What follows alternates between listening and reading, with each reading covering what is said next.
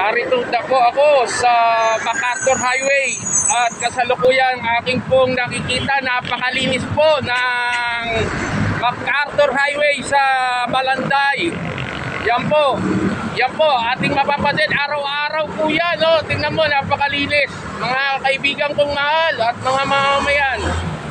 Yan po, ang Valenzuela City ay may disiplina. Kaya ipinagmamalaki ko po ang Valenzuela City. Yan po, hindi lamang po ang luwag ng traffic sa magkabilang linya patungong Monumento at patungong Bulacan. Yan po, medyo pipihit lang po ako. Ayan o, makikita natin, napakalinis, walang kalat. Yan. O, nakikita ko, may naglilinis po. Ayan po. O, mga kaibigang mahal. Yan po, mga taong gobyerno, tagalinis po rito sa MacArthur Highway ng Valenzuela City. Mayor West Gatchalian, saludo po ako sa mga tao nyo. Ayan po, lalapitan ko lang po at i-interviewin ko po si Kuya. Kuya, napakasipag ah. Ano po pangalan nyo, Kuya? Alvin Nazareno. Ano po itong area nyo po na nililinis nyo po sa MacArthur Highway?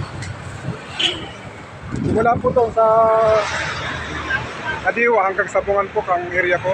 Napakasipag nyo. Ilan po kayo ditong tagalinis po ng Dalawa lang po kami dito. highway? Dalawa lang kabilaan.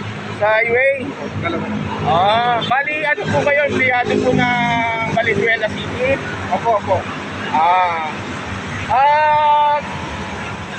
Talagang nakikita ko po yan, napakalinis eh. Kaya nga kayo ay aking talagang binablog para makita naman kayo na araw-araw naglilinis po kayo.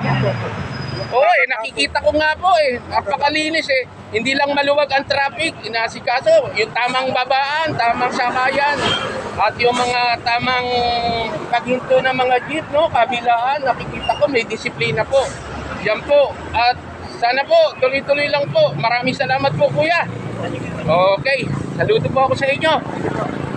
Okay. Kabila. Thank you. Ay, kabila. Okay po.